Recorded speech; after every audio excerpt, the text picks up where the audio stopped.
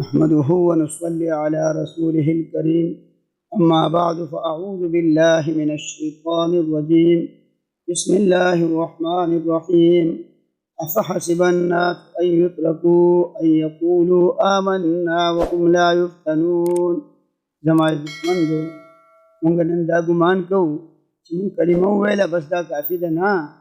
الله د انسان باندې به حالات راځي. أشد الناس بالابتلاء الأنبياء ثم الأمثل فالأمثل.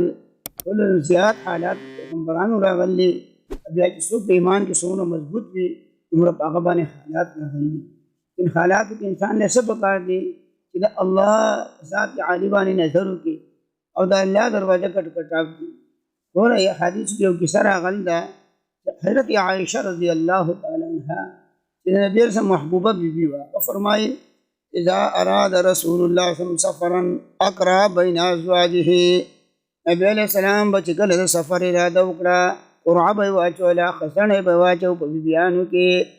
فأيهن خرج سحمها خرج بها رسول الله صلی الله علیه وسلم. چا خزنه پکې راووته هغه به نبی صلی الله علیه وسلم ثبوت دله. قالت عائشة فأقرع بيننا في غزوة غزاها. یو غزوه کې یعنی غزوه بن المستلق نبی علیہ السلام چې خزنه واچو فخرج فيها سحمي، زما خزنه راووت. فخرجت مع رسول الله صلی الله علیه وسلم. زه د نبی علیہ السلام سره دغه سفر کې لاړلم، او کله چې مونږ واپس راتللو نو زه قضای حاجت ته لاړلم. فلمست صدري، په خپل سینه مې لاس وو. فاذا عقد لي من جذع اظفار قد انقطع. زما یو هارو چې د یمن نه چې د هغې نګینه راوړلی شوې وه هغه زما نه روک شوی و. زه واپس لاړلم، هار مې تلاش کوو، په هغې لږ وخت ولګېد. او چې کله زه راللم نو صحابه کرام تلي وو، زما هودجې اوچت کړی و او دا پته نه وه چې دا خالي دی، ځکه په هغه وخت کې به زنانه چې دی نو زیات جسم والا به نه وي، کمزوري به وي، دوبله پتله به وي، هغو ته پته ونه لګېدله. وایي زه هلته کېناستلم، ما وویل چې نبي علیه السلام وګوري اما بیا نه مومي نو څوک به راولېږي. نو زه هلته ناسته وما. په دې کې نبي علیه السلام یو صحابي وروستو مقرر کړی و چې وروستو راځه که د چا نه څه شی پاتې شي هغه ته راوجتئ. صفوان ابن معطل رضی الله تعالی عنهم هغه چې راغی زه یې وپېژندم، انا لله و انا الیه راجعون. زعینة رسول الله، دا خو د نبي رسم ناوې ده.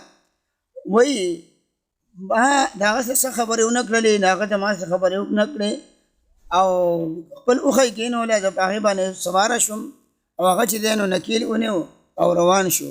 کله چې مونږ غرمې ټایم کې خپل لښکر ته ورسېدلو نو عبدالله ابن ابی رئیس المنافقین هغه اوتې بوتې ویلې شروع کړل، خبرې شروع کړلې. او وایي زه چې دی نو بیماره شوم، مدینې ته مونږ ورسېدلو، لیکن نبی علیه السلام زما سره چې کوم محبت و په هغې کې ما کمی محسوس کو. باقي ما ته پته نه وه چې څه کیسه ده. یو ځل مونږ قضا حاجت له تللو، زما سره ام مستح وه، د هغې اخپه په خپل چوپټۍ کې ونښتله. نو هغې وی تعیسه مسته دې هلاک شي. ما وی ته ولې مسته ته خیرې کوې؟ هغه خو چې دی نو بدري صحابي دی، هغو باره کې خوټ فضایل راغلي. نو هغې ما ته وی ته ته پته نشته دی، هغه خو ستا په تهمت کې هغه مې هغه زما کم تهمت. هغې ما ته کیسه وکړله. وایي زه لاړم کور ته، نبي علیه السلام نه ما تپوس وکړو یا رسول الله که ستا اجازه دی زه خپل مور او پلار که لاړه شم. نبي علیه السلام وایي لاړه شه. زه د مور او پلار که لاړلم، ما خپل مور ته ووایي ای مورې خلک څه خبرې کوي؟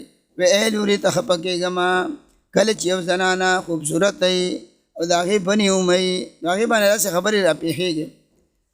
او زه په ژړا شوم، دغه شپه مه په ژړا کې ټېله شوه تر دې چې ساره پورې ما وژړل. او ما د خوب چې دی نو سلایي په سترګو کې وانه چو او زما اوښکې کته نه شوې او سهار شو. بیا چې دی یو زناره راغله او ما ته یې وویل چې ته خفه کېږم، او کله چې داسې زنانه ښایسته او خاوند محبوبه هغې باندې داسې حالات راځي. په دې کې نبي علیه السلام راغی، نبي علیه السلام کېناسته، خطبه یې وویله او ما ته ای عایشه ما ته څه خبرې را رسېدلې، که ته د هغې نه پاکه یې الله به ستا پاکي راولي، او که ستا نه ګناه شوی نو ته استغفار کوه، توبه کوه. ځکه انسان نه چې ګناه وشي او د استغفار وکړي، اعتراف وکړي الله دغه ګناه معاف کړي. وایي زما اوښکې وچوشولې. ما خپل پلار ته وویل ابا جان نبي علیه السلام نه جواب ورکړه. زما پلار وی ما ته څه پته ده زه څه ووایم. ما خپل والدې ته وویل امی جان ته جواب ورکړه. هغې وایي زه خو څه نشم ویلی.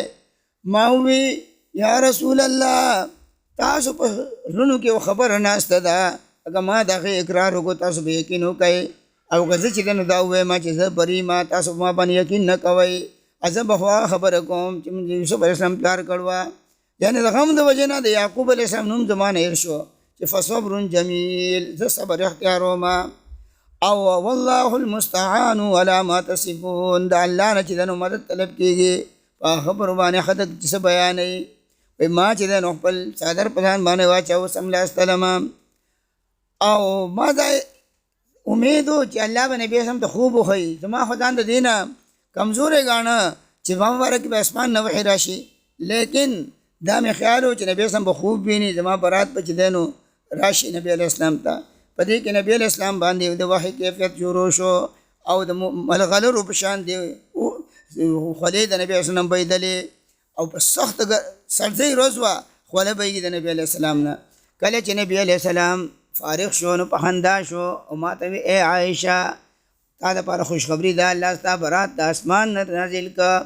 حضرت عایشې برات د اسمان نه ولې نازل شو؟ ځکه هغې د الله دروازه وټکوله. الله فرمایي وقال ربکم ادعوني استجب لکم، تاسو رب وایي زما نه دعا غواړئ زه به ستاسو دعا قبلومه. نو الله پاک آیتونه نازل کړل. الخبیثات للخبیثین، خبیثې زنانه د خبیثو سړو دپاره وي، والخبیثین للخبیثات، خبیث سړي د خبیث زنانو دپاره وي، والطیبات للطیبین، پاکې زنانه د پاکو سړو دپاره وي، والطیبون للطیبات، او پاک سړي د پاکو زنانو دپاره وي. اولئک مبرؤون مما یقولون، دیو د پاک دي د هغه خبرونه چې خلک بیانوي. د نبي علیه السلام په پاکۍ کې شک نشته دی، د حضرت عایشې په پاک دامنۍ کې هم شک نشته دی. مور ورته ووایي ای بچی پاسه د نبي اسلام شکریا ادا کا. ما وایي زه خو د هغه الله شکریا ادا کوم چا چې زما په باره کې د آیتونه نازل کړي دي. نو ما عرض کوو چې دومره غټ حالت په دې باندې راغی، د هغې توجه چا طرف ته وه؟ الله طرف ته. په مونږ باندې چې څه حال راشي مونږ الله طرف ته توجه کوو، د الله نه غواړو. انشاءالله د زندګۍ په یو موړ کې به مونږ پریشانه نه پاتې کېږو، الله به مونږ لار راوباسي. الله دې مونږ ټولو ته خپل خاص تعلق نصیب کړي. په دې ورځو کې زموږ عظیم بزرګان د دنیا نه لاړل. حضرت مولانا ډاکټر عبدالرزاق صاحب رحمه الله رحمتا واسعه، عظیم شخصیت، د اخلاص مجسمه، د تواضع مجسمه دنیا نه لاړله. دارنګې نن حضرت سید غلام نبی شاه صاحب جبوړي، دا یو غټ پاکباز انسانو، انتهایی تواضع والا، انتهایی د محبت نه ډک، قرآن او د حدیث ماهر. هغه نن اوس په دغه جنازې په مانسره کې الله دیو دواړو قبرونه د جنت باغچې جوړې کړي، او موږ له دې الله د دیو په نقش قدم باندې د تل توفیق راکړي. وآخر دعوانا ان الحمد لله رب العالمین.